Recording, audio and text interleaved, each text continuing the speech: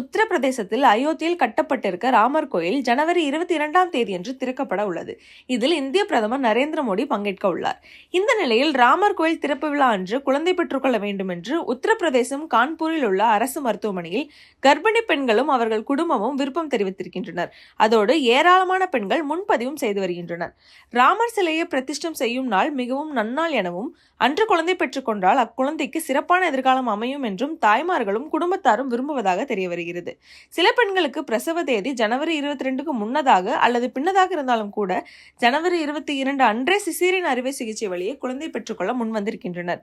இது குறித்து பேசியுள்ள கான்பூர் அரசு மருத்துவமனை டாக்டர் சீமா திவேதி, ஒரு நாளைக்கு 15 ஆபரேஷன்கள் வரை நடப்பதே வழக்கம். ஆனால் ராமர் கோயில் திறப்பு விழா அன்று 35 ஆபரேஷன்கள் நடக்க உள்ளது. பிரசவ தேதி அல்லாத அறுவை சிகிச்சை செய்யும் பொழுது சிக்கல் ஏற்படுத்தலாம் என்றாலும் கூட குடும்பத்தினர் அதை உணர மறுக்கின்றனர்.